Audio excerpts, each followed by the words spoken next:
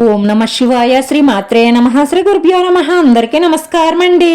ఈ రోజు రాశి ఫలితాలు తెలుసుకోవడానికి ఇంకా మన ఛానల్ సబ్స్క్రైబ్ చేసుకోకపోతే ప్లీజ్ సబ్స్క్రైబ్ చేసుకోండి. లైక్ చేసి మీ పూర్తి సపోర్టు మన శివోహం ఛానల్ కి ఇవ్వండి. ఈ వారం రాశి ఫలితాలలో ఆచార్య రీత్యా మేష రాశి వారు ఎటువంటి శుభాశుభ ఫలితాలను పొందుతారో తెలుసుకోవడానికి ఈ మన వీడియోని ఎక్కడా స్కిప్ చేయకుండా చివరి వరకు చూడండి. ఈ రాశి వారికి తల్లిదండ్రుల నుంచి సోదరుల నుంచి సుఖ సౌఖ్యాలు పొందే అవకాశాలు గోచరిస్తున్నాయి. బంధుమిత్రుల నుండి శుభవార్తలు వింటారు. ఈ రాశి వారిలో మైనింగ్ వ్యాపారస్తులకు అంటే సిమెంటు, ఇత్తడి, రాగి, ఐరన్ పలు వ్యాపారస్తులకు అనుకూలమైన సమయం. భార్యాభర్తల మధ్య అభిప్రాయ భేదాలు వచ్చే అవకాశాలు ఎక్కువగా గోచరిస్తున్నాయి కాబట్టి మీరు వాదోపవాదాలకు దిగకుండా జాగ్రత్తగా ఉండండి.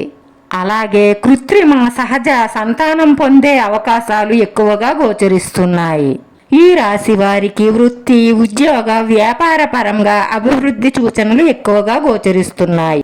విద్యార్థులకు విద్యా లాభం, విదేశాల్లో చదువుకోవాలి అనుకునే వారికి ఇది చాలా అనుకూలమైన సమయం. అలాగే విదేశాల్లో ఉద్యోగం చెయ్యాలి అనుకునే వారికి ఉద్యోగ ప్రయత్నాలు కూడా ఫలించే అవకాశాలే ఎక్కువగా గోచరిస్తున్నాయి.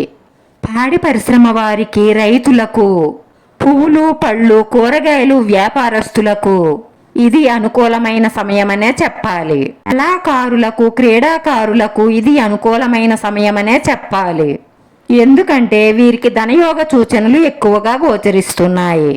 అలాగే రాజకీయ రంగాల వారికి మంచి పదవీ లాభం, సమాజంలో మంచి పేరు ప్రతిష్టలు పెరుగుతాయి. ఈ ఇంట్లో మీ కుటుంబ సభ్యుల నుంచి మీరు ఒక మంచి శుభవార్తను వినే అవకాశాలు సూచిస్తున్నాయి. అలాగే ఈ రాశి వారికి త్వరలోనే ధనయోగ ప్రాప్తి లభిస్తుంది. వస్తు, వాహన, ధన లాభాలు పుష్కలంగా గోచరిస్తున్నాయి. మీరు ఎప్పటి నుంచో వాహనం కొనుగోలు చెయ్యాలి అనుకుంటే ఈ సమయంలో ఆ కోరిక నెరవేరుతుంది. షేర్ మార్కెట్ లాంటి వాటిలో పెట్టుబడి పెట్టి ఉంటే అందులో లాభాలు సూచిస్తున్నాయి. రేపటి రోజున ఈ రాశి వారికి మానసిక ప్రశాంతత లభిస్తుంది. ఈ రాశి వారి అదృష్ట సంఖ్య 9. ఈ రాశి వారికి కలిసొచ్చే రంగు తెలుపు రంగు.